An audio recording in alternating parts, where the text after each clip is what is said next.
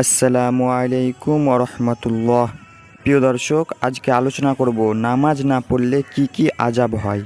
বেনামাজের শাস্তি। নামাজ ত্যাগ করলে, রীতিমতো আদায় না করলে তার উপরে 15টি আযাব নাজিল হবে। দুনিয়াতে 6টি, মৃত্যুর সময় 3টি, কবরের মধ্যে 3টি এবং হাসরের মাঠে 3টি। দুনিয়াতে 6টি আযাব হলো: নম্বর 1, বেনামাজির চেহারার সৌন্দর্য থাকবে না। নম্বর 2, বেনামাজির জীবনে বরকত হবে না। নম্বর 3, বেনামাজির হায়াত কমে যাবে। নম্বর 4, বেনামাজি কোনো দোয়া কবুল হবে না। নম্বর 5, বেনামাজির সব নেকি বরবাদ হবে। নম্বর 6, বেনামাজির নিকট হতে সব রহমতের ফেরেশতা ভেগে যাবে এবং একসময় ইসলাম হতে খারিজ হয়ে যাবে। মৃত্যুর সময় 3টি আযাব হলো: 1 নম্বর, বেনামাজি মরবার সময় অপমানিত, লাঞ্ছিত ও অতি কষ্ট দিয়ে তার জান বাহির করা হবে। নম্বর 2, বেনামাজি ক্ষুধার্ত অবস্থায় মরবে। নম্বর 3, বেনামাজি মৃত্যুর সময় এত পিপাসা হবে যে মনে চাবে 7 দরিয়ার পানিও যদি মুখে ঢেলে দেয় তবুও বুঝি পিপাসা মিটিবে না। কবরের মধ্যে 3টি আযাব হলো: নম্বর 1, বেনামাজির কবর চেপে এসে তাকে পিষতে থাকবে। এতে তার এক পাঁজরের হাড় অপর পাঁজরের হাড়ের সহিত মিশে যাবে। নম্বর 2, বেনামাজির কবরে দাউ দাউ করে আগুন জ্বলবে। নম্বর 3, বেনামাজির কবরে বিরাট বিরাট সাপ এসে ভরে যাবে এবং এক ফেরেশতা এসে জোরে জোরে গুর্জ মারতে থাকবে।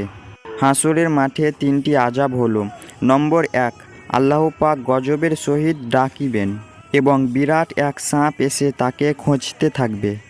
নম্বর 2, 30,000 বছরের পুলসিরাতের রাস্তা, যা হীরার চেয়ে ধারালো, চুলের চেয়ে চিকন, আমাবস্যা রাতের চেয়ে অন্ধকার।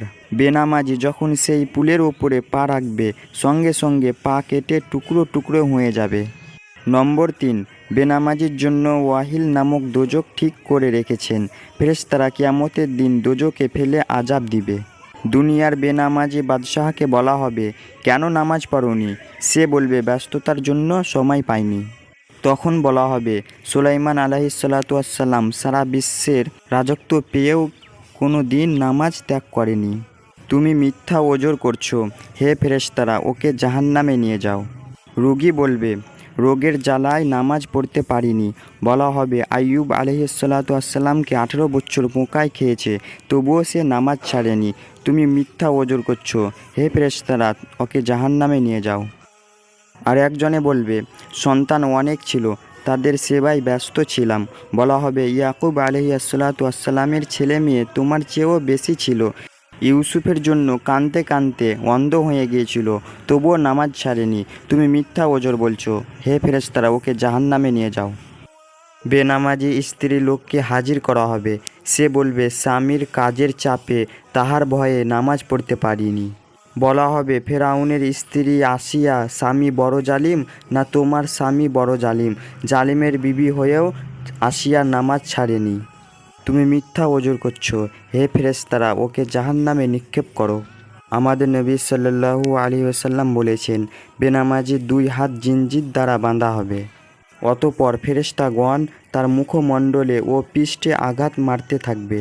তখন বেহেশত তাকে ডেকে বলবে, ওহে আল্লাহর শত্রু, আমার সহিত তোমার কোনো সম্পর্ক নাই, আমিও তোমার নয় এবং তুমিও আমার নও।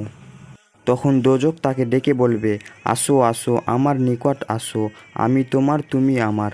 হাদিসে আল্লাহর নবী সাল্লাল্লাহু আলাইহি ওয়াসাল্লাম বলেছেন, জাহান্নামে লমলম নামে একটি জায়গা আছে, দেখতে উটের গর্দানের মতো দেখা যায় এবং 1 মাসের পথের নয় দীর্ঘ ভয়ঙ্কর ভয়ঙ্কর সাপ দ্বারা ওই জায়গাটা পরিপূর্ণ। সেখানে বেনামাজিদেরকে ফেলে দেওয়া হবে।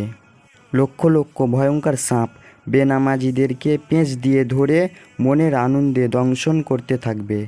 ভাই ও বোনেরা আমার, আল্লাহর কাছে ফানা চান ও পিছনের নামাজ কাজা করুন। মহান রব্বুল আলামিন আমাদের সকলকে 5 ওয়াক্ত নামাজ পড়ার তৌফিক দান করুক। আমিন।